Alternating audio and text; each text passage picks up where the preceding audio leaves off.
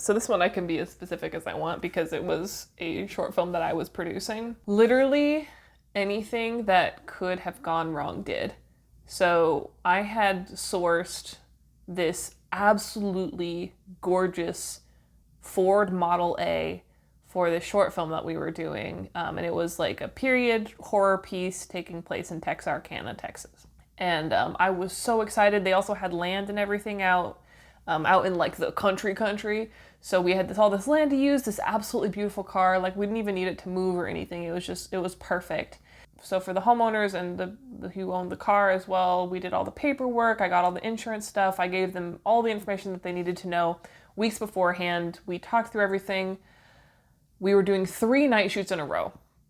Friday night, Saturday night, Sunday night. Friday daytime, the homeowner called me and told me that they did not want to be involved anymore, and they didn't want any of us on our land, and they didn't want the car because they were not happy with our set insurance. Fine, but you could have told me that like not when we're supposed to start shooting in 6 hours. So me as the producer started scrambling like crazy.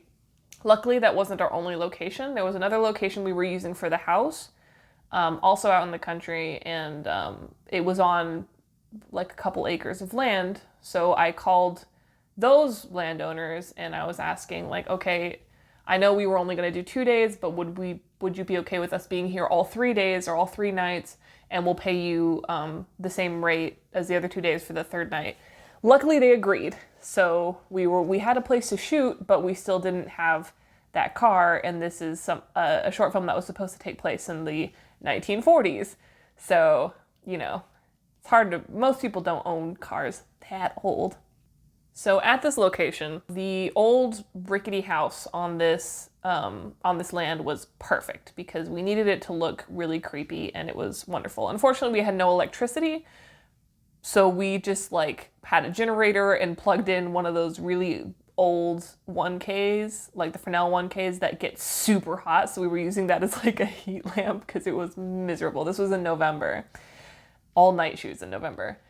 The house was actually about a 1/4 mile setback from the road, which is pretty common in that area, but nobody was living in the house, so it was really overgrown, and all of the cars had to be packed in at the very end right by the road because only trucks and like SUVs and really high vehicles would actually able to go through the quote unquote road, like the driveway, because it was so overgrown. I tried and my little car was like screaming, and I was like, no, we're not doing this. So I was there first as the producer. So my car was in front of all these other cars parked behind me on this weird overgrown dirt driveway thing. So I had gotten to set first, which meant in order for me to take my car out to go and get food ready, we would have had to move like 10 other cars. So I was able to take one of the actors' cars, but this was like a nice car, like an electric car with like the push button to start, and I literally couldn't even figure out how to turn the thing on and felt like a total dumbass for about 15 minutes until I figured out how to go. I made it back to my place. I was preparing lunch at like 2 a.m. So I was doing a potato bar because everyone loves potatoes and you can put whatever toppings you want on them. And while I was cutting at 2 a.m, I caught my thumb and I cut through most of the tip at the end of my thumb. It wasn't a huge chunk, but like, let me tell you, even a little chunk will bleed like nobody's business. So that hurt really bad. I was freaking out. I called my parents who have medical backgrounds and I was like, do I have to go to the ER? Because I just got the bill from my last ER trip. And I sent them pictures and everything, and my mom was like, no, you're good. But you have to clean it out with soap and then wrap it up really tight and tape it on, and it'll... Well, her first question was, did you cut all the way through? Like there's a piece of your thumb that's not on you, or just most of the way through? And I was like, most of the way through. And she was like, cool, you just need to wash it out with soap and wrap it up and tape it, and it'll glue itself back together. And I was like, cool, I got this. So obviously that took a little longer than expected.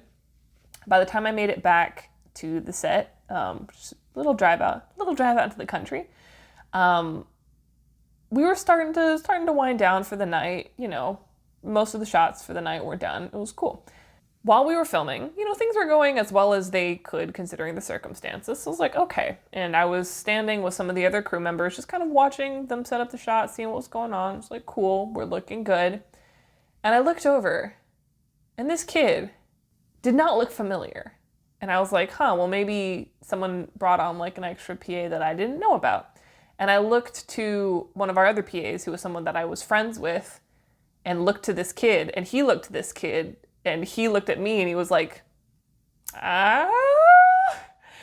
So I went over to him, and I don't know if he was drunk or high or what, but he was on another planet, and he was looking for his friend's barn party. And I guess he saw all the cars in a row right out by the county road, and thought that this was the barn party he was looking for, and saw a bunch of people with cameras and decided to just stick around and watch. But he didn't want to leave, and we were trying to get him to go, so to make sure he actually went back to his own truck, me and one of the other guys who came with me literally had to like walk him all the way back this overgrown quarter-mile evil driveway of doom, and he just sat in his truck right there on the same property, and he wouldn't go, so we had to start walking towards it, and he drove a little bit of way, but he was still just like a block away, and we had to start walking towards it again until he finally left. It's like, cool. So it's relevant to know that the house was the house that the homeowner's father had lived in his old age, and he died in that house because he was old. So there was also all this stuff going on about how it was haunted and blah, blah, blah. Everyone was unnecessarily freaking themselves out, which is not that fun to deal with. So, I already had my hands full. And plus the not having electricity was not the best part of this. So I was in the kitchen and I looked in the sink, and there was a scorpion in the sink, because of course there was.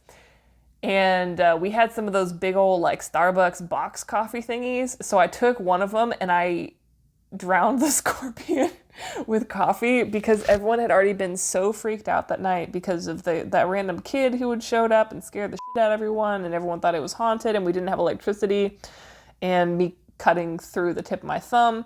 Everyone was really freaked out. It was like, nobody needs to know about the scorpion. Only one other crew member saw the scorpion, and I was just like, and we were good. The funny thing was, though, at the end of the night, the director was like, oh, did we? Because we had gotten 2 of those big box coffees.